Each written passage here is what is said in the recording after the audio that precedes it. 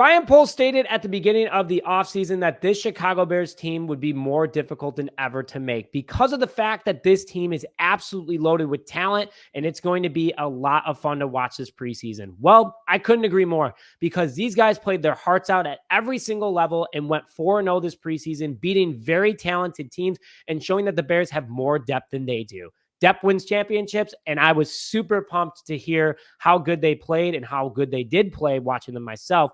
Here's what's going to be difficult, though. Roster cuts for Ryan Poles and Matt Eberflus. I'm going to break down who I think the Chicago Bears are going to keep on this 53-man roster to begin the season, and I'm going to break down why.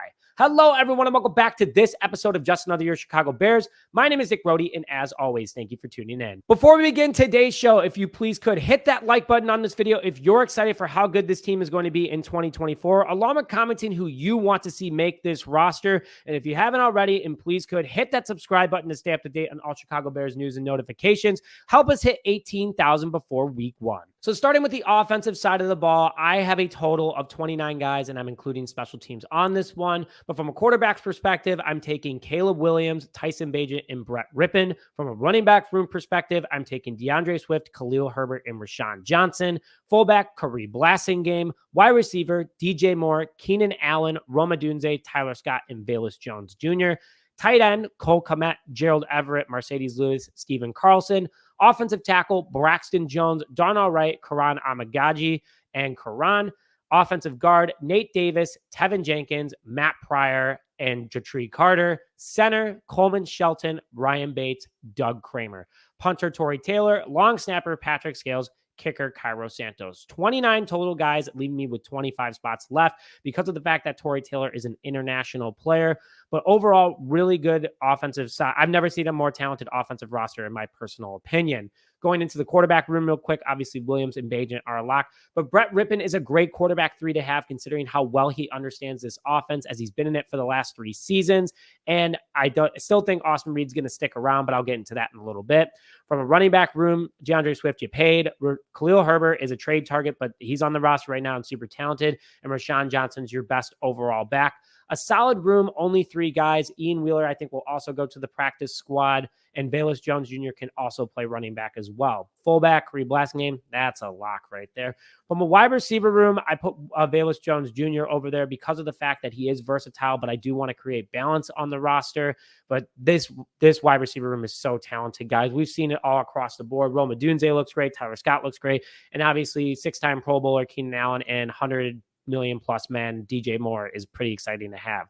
Going over to the tight end room, your first 3 in Kmet, Everett, and Mercedes Lewis were your guys that are going to be a lock and good veterans. But on top of it, I brought in Stephen Carlson. Good blocker, running and passing, but also really strong hands and a big body. I like what he brings to the table from a very high perspective and excited to see what he does because Shane Waldron is a very tight end friendly offense. Going into the offensive line, your starters are going to be Braxton Jones, Tevin Jenkins, Coleman Shelton, Nate Davis, and Darnell Wright from left to right. But the depth that we have on this team, super talented. It was tough to do because of the fact we only gave up 3 sacks and 15 quarterback pressures in 4 games.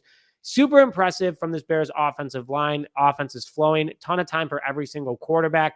But I really like this roster as a whole. I like Ryan Bates as a backup. I like Pryor. I like Carter.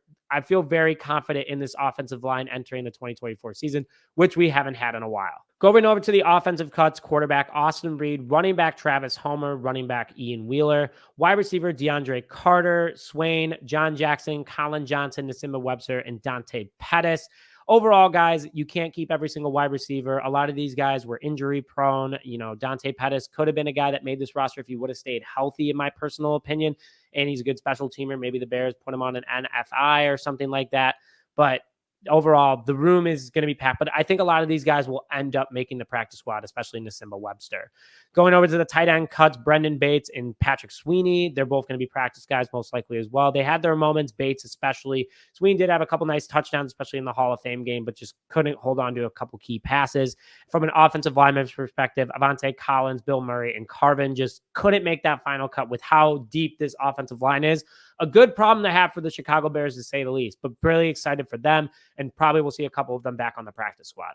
Going over to the defensive side of the ball from an edge perspective, Montez Sweat, Austin Booker, DeMarcus Walker, Daniel Hardy, Dominic Robinson going to the defensive line, Andrew Billings, Javon Dexter Sr., Zach Pickens, and Cowart. Linebacker, Tremaine Edmunds, TJ Edwards, Jack Sanborn, Micah Baskerville, and then Ogbongbemiga.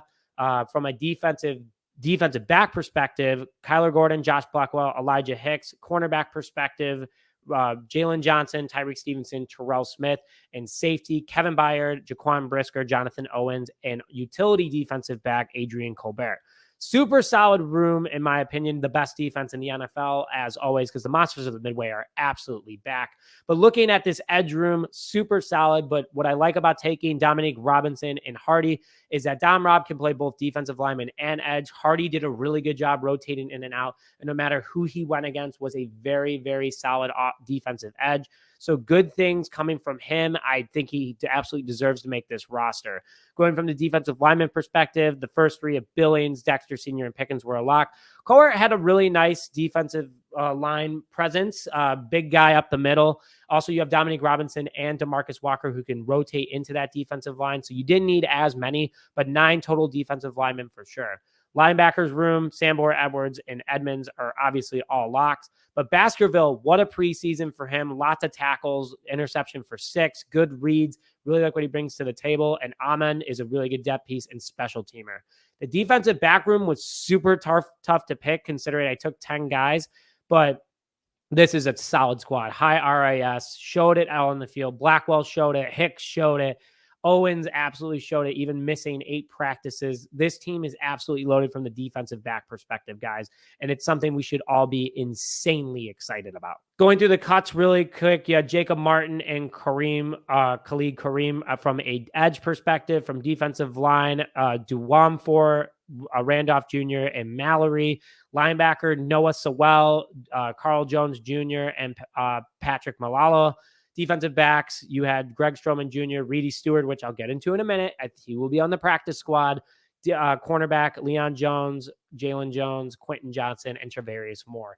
It was tough, guys. I mean, this defense was loaded top to bottom, but I think these are the guys that just couldn't make it. Noah Sewell is an injury-prone guy.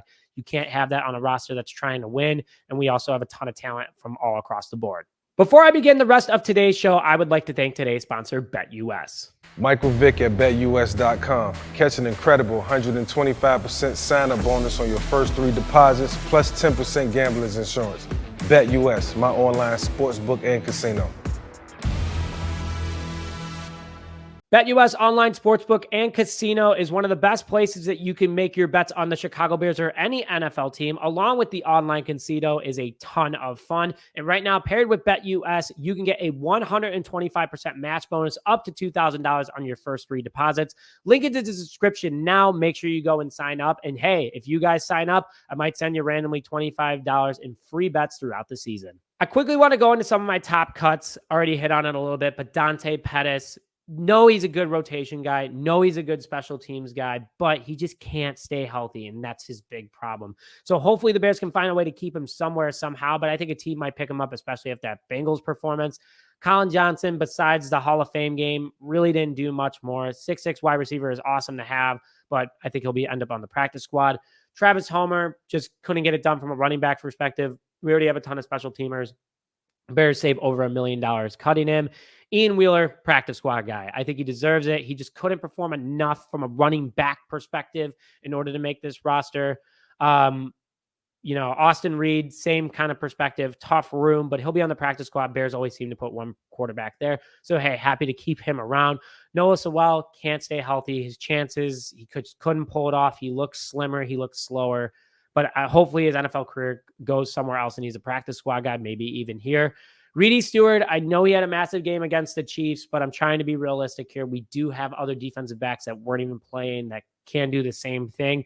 Would love to keep him as a practice squad guy, but he definitely did something where a team will try to claim him off the practice squad. So good for him, but pretty darn excited for him as well. Quickly, my practice squad prediction. I kind of started to hint at them already, but from quarterback, Austin Reed, running back, Ian Wheeler, wide receiver, Colin Johnson and Nasimba Webster, tight end, Brendan Bates, offensive line, Collins and Carvin, defensive line, Mallory, the Chicago kid, linebacker, Carl Jones Jr., and defensive back Reedy Stewart, Greg Stoneman Jr., and Jalen Jones. I think that's a solid practice squad to have. Again, good depth there, guys that can instantly come up and make an impact.